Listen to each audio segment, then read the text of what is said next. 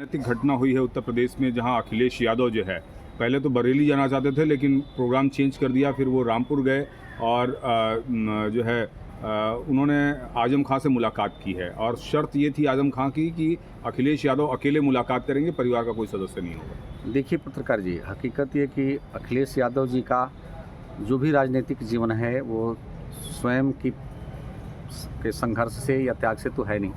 उस आदमी का राजनीतिक ताकत जो भी मिला है विरासत के आधार पर मिला है, और दोनों का जो संस्कार है एक तरह से देखा जाए, चाहे वो आजम खां जी का हो चाहे इनका हो, एक ही कल्चर के लोग हैं। दुनिया के शायद इतिहास में ऐसा अवसर आप भारत में ही और समाजवादी पार्टी और आपके आजम खां के संगम से ही प्रमाणित होता है कि एक गाय पालने वाला संस्कृति का व्यक्ति गाय का मांस खाने वाले दोनों एक जगह ऊँट के लाभ के लिए होते हैं।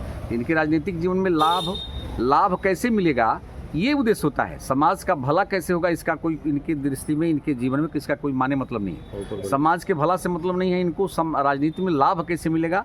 लाभ के लिए ये किसी भी स्तर पर लोग जा सकते हैं। आप कल्पना करिए महाराज, माने अखिलेश यादव जी को तो यदि मित्र धर्म का निर्वहन की बात करते हैं तो और पहले जाना चाहिए था, लेकिन वो नहीं गया। उस व्यक्ति को इससे मतलब नहीं है कि आजम खान जी हमारे बहुत बड़े हितैषी हैं, सहयोगी हैं। हाँ, अब यह दृष्टि में जरूर है कि लाभ कैसे मिलेगा, मुस्लिम वोट कैसे मिलेगा, तो अब जो है जाना प्रारंभ किए हैं। और बरेली की घटना आप देखे होंगे महाराज, उस आदमी को भी थोड़ा भी लज्जा और शर्म होती तो मऊ की घटना को याद किए होते। समाजवादी पार्टी की सरकार थी और 120-25 यादवों की हत्या हुई थी दंगा में, और एक भी कोई समाजवादी पार्टी का नेता वहाँ पुछार करने के लिए भी नहीं आया था। मऊ में हिंदू मारा गया तो कोई भी किसी की नेता के पास, समाजवादी पार्टी किसी नेता के पास समय मिलने के लिए नहीं था। लेकिन बरेली में व्यवस्था को दुरुस्त करने के लिए योगी जी ने कोई एक्शन ले लिया तो उनको जो है समय मिल गया। और उनको क्या कहेंगे कि राजनीति का लाभ करने के लिए पारिवारिक मर्यादा और पारिवारिक सम्मान को भी जो गिरवी रख देता हो, उस व्यक्ति की बात क्या करेंगे। हम देखेंगे क्या मुल्ला जो है उनकी पत्नी को क्या बोला था, उसके बाद भी एक शब्द भी प्रतिकार नहीं किया। तो उनके जीवन का राजनीति में कैसे कुर्सी मिल जाए, एकमात्र उद्देश्य है। और जो आदमी मुस्लिम संस्कृति से बिल्कुल प्रभावित हो चुका है, उस व्यक्ति के बारे में, राजनीति के बारे में कुछ कहना बहुत प्रासंगिक नहीं है। लेकिन परमात्मा ने, मैं तो चतुर्वेदी जी मैं कह रहा हूँ कि परमात्मा ने भारत भूमि को हजारों वर्षों बाद मोदी और योगी जैसे व्यक्तित्व को भेज दिया है।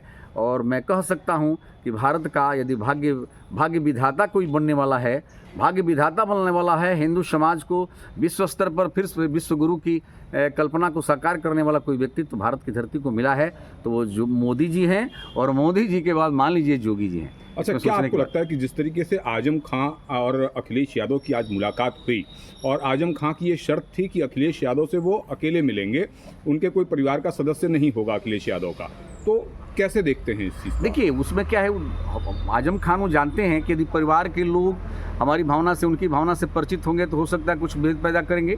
आप देखे ही थे कि अखिलेश यादव तो अपने लाभ के लिए कुछ भी तरीका अपना सकते हैं। अपने पिता को जिस व्यक्ति ने, महाराज, अपने पिता को जिस व्यक्ति ने पद की इच्छा रखने के कारण जो अपने पिता को जब अपमानित कर सकता है, अपने चाचा जी को अपमानित कर सकता है, तो आज पद पाने के लिए हो सकता है कि फिर परिवार के लोगों को अलग करके वो अपना आजम खां जी से लाभ लेना चाहता हूँ, उनके भाव ये होंगे। नहीं तो आजम खां की इच्छा थी कि अखिलेश यादव अकेले आए, उनके कोई परिवार, अखिलेश यादव के कोई परिवार का सदस्य नहीं। वही मैंने कह रहा हूँ कि अखिलेश यादव के परिवार से उनको स्नेह थोड़ी ना है, ना आजम खां को स्नेह है और न परिवार के अन्य लोगों के प्रतिष्ठा का ख्याल अखिलेश जी को भी है। चाचा जी को भी कहाँ सम्मान किए, वो तो अंत में मान लीजिए ठीक है वो लोग राजनीतिक लाभ लेने के लिए चाचा भतीजा फिर एक हो गए, क्योंकि वो जानते हैं कि हमको तो केवल एक अब समाज का एक केवल जो है समाज का एक जो है कम्युनिटी, केवल हिंदू समाज की कम्युनिटी केवल उनके साथ रह गई। नहीं तो एक तरह से देखा जाए तो पूरे भारत में केवल MY फैक्टर को छोड़ दिया जाए तो पूरा समाज इस समय मोदी और जोगी के चरित्र और ईमान को सलाम कर रहा है और नमस्कार कर रहा है और स्वीकार कर चुका है। आप लोग देखेंगे बिहार की धरती पर भी जो करिश्मा होने जा रहा है बहुत कम ही समय में देखने को मिल जाएगा। अच्छा, अभी बलिया पहुंची थी राज्यपाल आनंदीबेन पटेल दीक्षांत समारोह में, उन्होंने एक बड़ी सामाजिक समस्या के ऊपर इशारा किया, चिंता जाहिर की।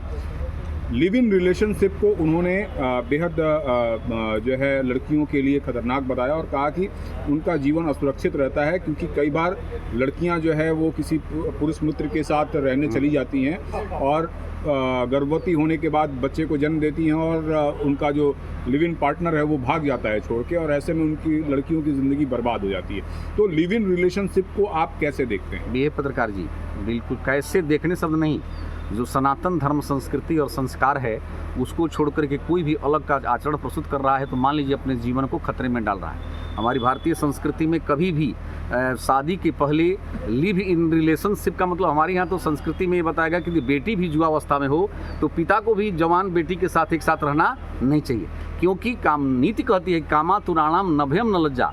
जब आदमी को कामातुर व्यक्ति हो जाता है और एकाकीपन होता है तो उस समय कोई भी व्यक्ति किसी भी मर्यादा का पालन नहीं करता है, चाहे वो नारी हो और चाहे पुरुष हो। इसलिए ये अपने धर्म में ये स्पष्ट वर्णन है। तो आनंदीबेन पटेल ने बिल्कुल अच्छा कहा है कि क्या गारंटी है कि जो आज लिव इन रिलेशनशिप में रह रहा है वो कल दूसरे के साथ नहीं रहता होगा।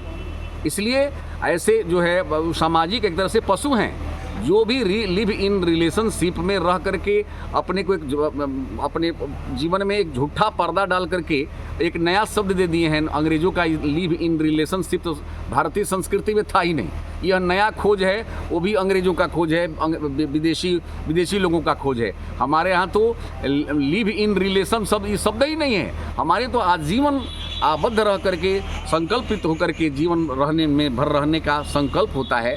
इसलिए इसको बिल्कुल जो है मैं कह सकता हूँ कि एक भ्रष्टाचारियों का और चरित्रहीन लोगों का एक मर्यादित शब्द खोज किया गया है, लिव इन रिलेशनशिप। मर्यादित शब्द है लेकिन कर्म बिल्कुल जो है चरित्रहीनों का है। बिल्कुल कोई भी इसमें बच नहीं सकता, कोई भी जुआ हो या जूती हो, हमारा बेटा हो, आपका बेटा हो, आपकी बेटी हो, कोई भी हो, यदि लिव इन रिलेशनशिप में रहने वाला व्यक्ति लड़का हो या लड़की हो कभी भी चरित्रवान हो ही नहीं सकते। गारंटी है, इसमें कोई संदेह की बात नहीं है।